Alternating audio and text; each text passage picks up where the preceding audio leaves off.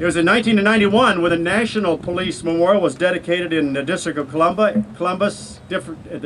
Columbia, at which time there were 12,500 names on the memorial, the earliest of which was United States Marshal Robert Forsyth, who died from gunfire in Georgia in 1794. That was during George Washington's presidency. And I can tell you personally that to stand before that monument and before those names is as moving as it is to stand in front of the Vietnam Veterans Memorial, and I recommend that you visit.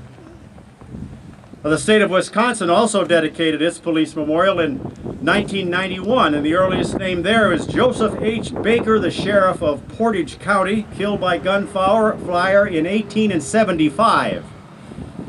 He was serving eviction and judgment papers. Ulysses Grant held presidential office. And it was 7 years ago today that the city of Kenosha dedicated this fine public safety memorial. 13 names are there. The earliest belongs to Officer Antonio Pingatore, whose end of watch was 1919. Woodrow Wilson was our president. So you see, the names on each of these three memorials connect us individually to our collective national history. Locally, we celebrate every year that we do not have to add names to the monument. It's not from lack of courage or commitment to the oath to protect and serve that we have not had to add any more names, but by the grace of God. On the contrary, nationally, there have been 69 law enforcement officers who have died in the line of duty so far in 2011, which is an increase of 15% for the same period last year.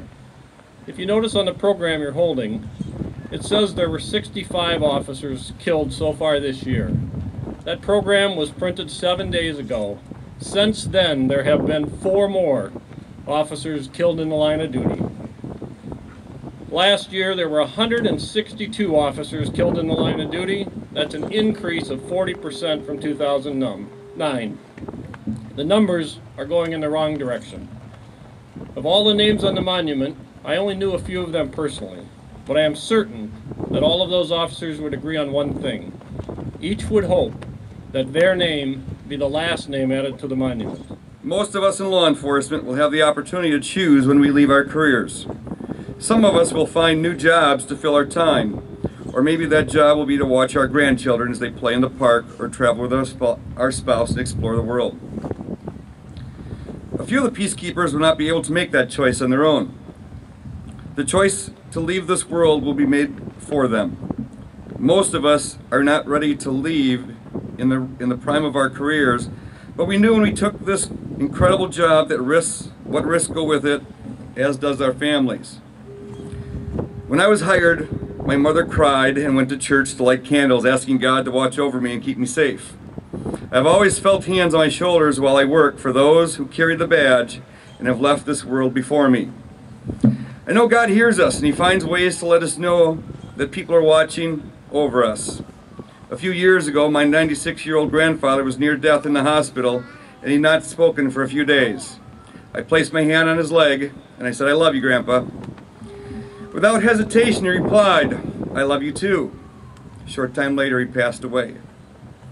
God found a way to let me know that He was still watching over me and listening. For those who've lost a loved one here today, I was asked to pass along a message.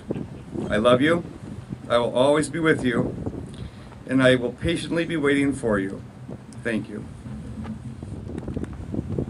I remember calling Chief Morrissey and saying, you know, can you help us out? And he said, "Chief, Tony, don't worry about it.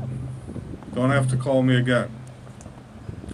And I really didn't until the officer that was shot, I got news that he could attend Craig's funeral. And I thought, how are we going to make that happen? We got to make it happen. Again, I made a phone call, and I'll tell you, the men and women of the Kenosha Police Department, you're outstanding. The Sheriff's Department in Kenosha, way to stand up, brothers and sisters in policing. You made us all proud. Keep them safe and watch over them with your powerful angels. Comfort them with your healing love. Bless them with your spirit and strength. Bless them with hope and courage. Bless them with wisdom and the confidence. See right.